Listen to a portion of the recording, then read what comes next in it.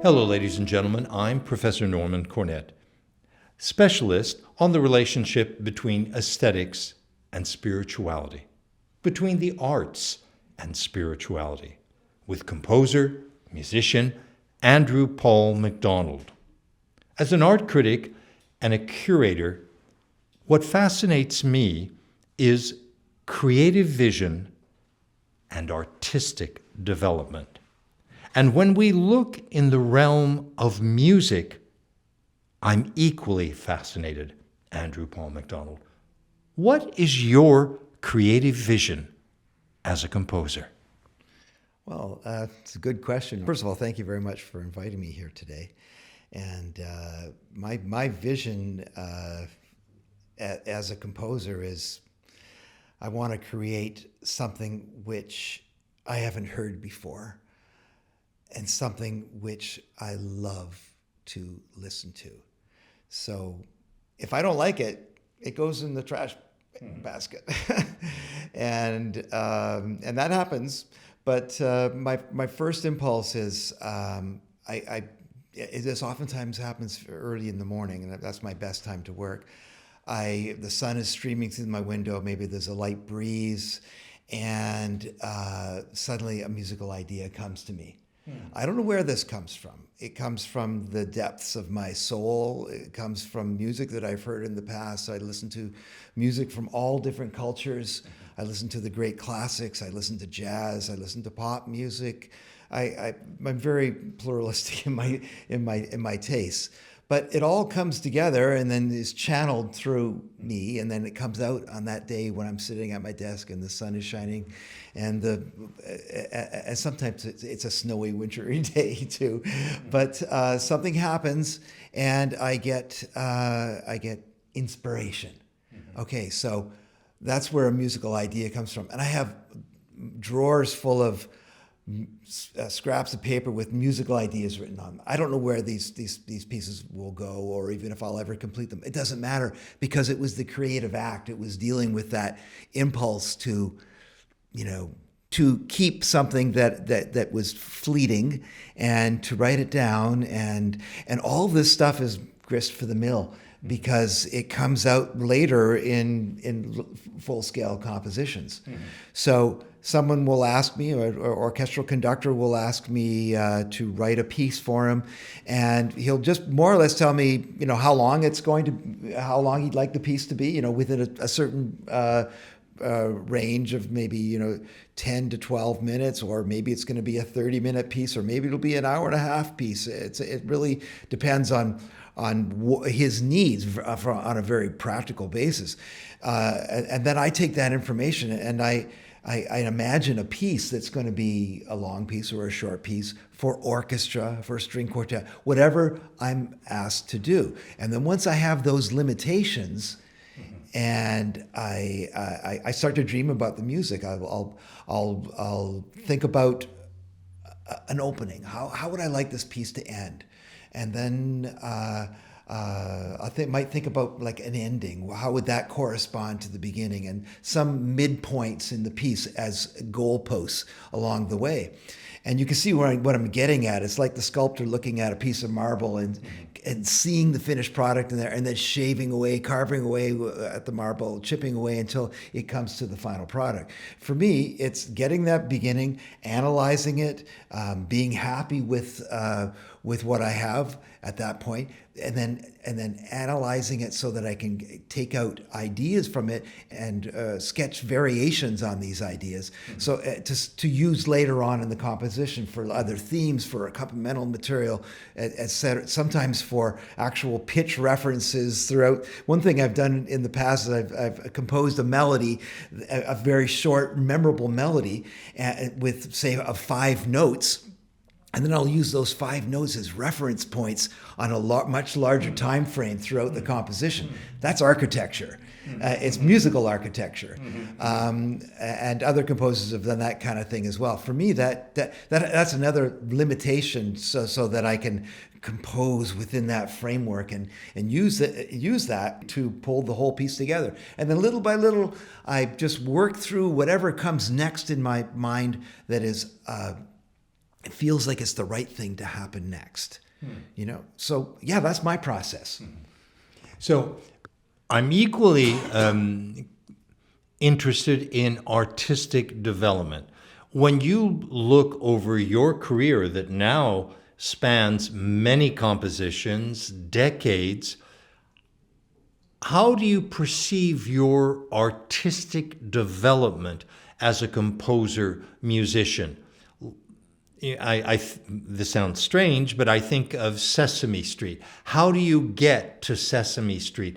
How did you get to where you are now? Ooh, that is a big question. I'll try to give you the short version of that. Yeah, so as a kid, I was something of a virtuoso guitar player at age 9, 10. The neighborhood kids used to gather around the door at the side of our house and listen to me play. So I was inspired that people responded well to my music, even when I was a kid, and went through many different stages of playing rock music and jazz music, and finally discovered classical music. I come from a very simple proletariat background, but I discovered the higher arts along the way, and I had great support from my parents and my family. And my 97-year-old mother still gives me great support. She's so proud of her son, the Order of Canada for music. I mean, that's really a big thing for me and for her, of course. And so I played a lot of music. I got to know how music worked in terms of my actual, the physicality of music. Playing music and playing by yourself all the time is not always fun. So, I mean, it's okay, but it's fun to play with other musicians.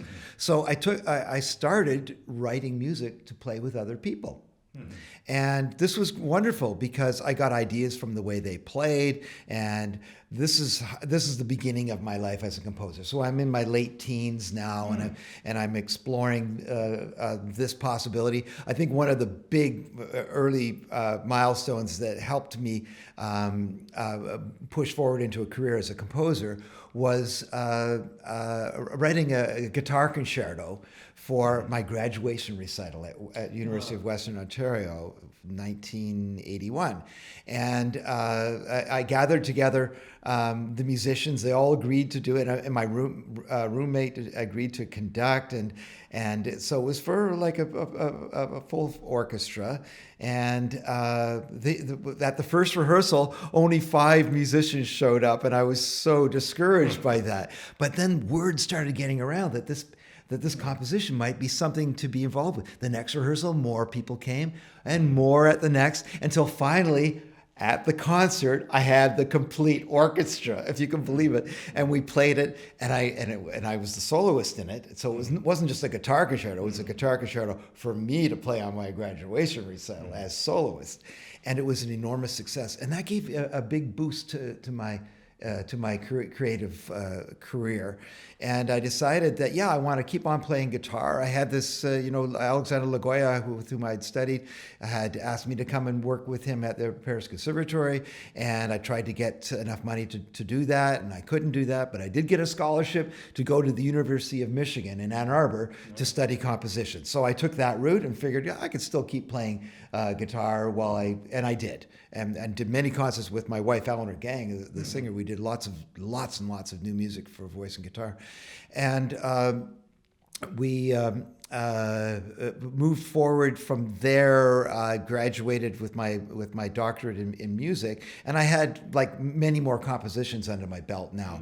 And moved back to Canada, taught a year at Brandon University, taught a year at Wilfrid Laurier University in music theory, composition types of positions. Finally got a job at Bishop's University and taught there for 34 years, just retired a few years ago. But all throughout that time, I guess that big 34-year period is significant because during that time I was gaining more and more success as a composer, getting lots of commissions. There was a time in the 90s where I had to turn down commissions. I was getting so many of them, I would have to write back and say, sorry, I really can't do this. I've got too much on my plate. Because I was a full-time professor. I was a father. We had little kids at the time. And it was a busy, busy, busy life. And I would stay up all night writing music. And so those were heady times, believe me. So since I've retired, I have a little bit more time to write now, and having this new opera commission for Saint Eustache coming up for next year. I'm excited about that. And there's this commission for the orchestra piece in Italy, which was just premiered. It's wonderful. And now I understand I just got a call to write a trumpet concerto for this famous jazz trumpeter in New York City. So I'm very excited about that. I can't give you any more details now, but we'll just have that little carrot out there. Wow. Yeah. So I'm intrigued. Every artist has to choose, their instrument of choice. The guitar one might associate with a very individualistic ethos, aesthetic. In some ways, it's percussive. But do you have a unique relationship to string instruments? Well, I do have an association with string instruments. I've written like 5 string quartets, 2 violin concertos, many pieces for string orchestra, of course, orchestra music, 5 violin sonatas for violin and piano, 3 or 4 works for just solo violin. Works for solo cello, works for solo viola, works for solo double bass. Yeah, so I do have that relationship. But guess what? When I was in high school, I played the French horn.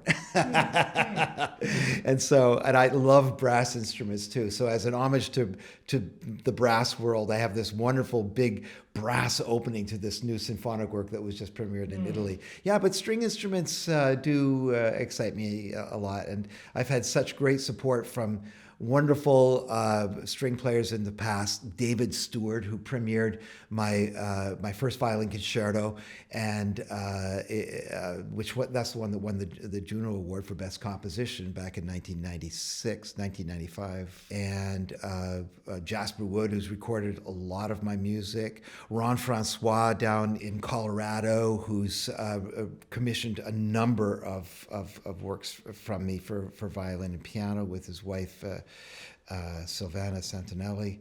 And then most recently, Christina Bowie, a Canadian, but who's lived in New York for quite a while, who commissioned my second violin concerto, and which she's playing a lot. And it was originally written for violin and string orchestra, but I'm doing a new version of it now for violin and full orchestra.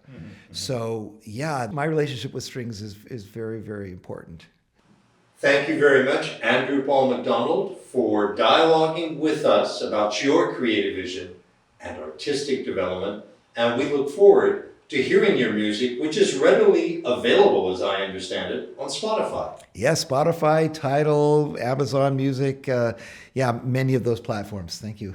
It's wonderful to be here, Norman. Thanks. My pleasure.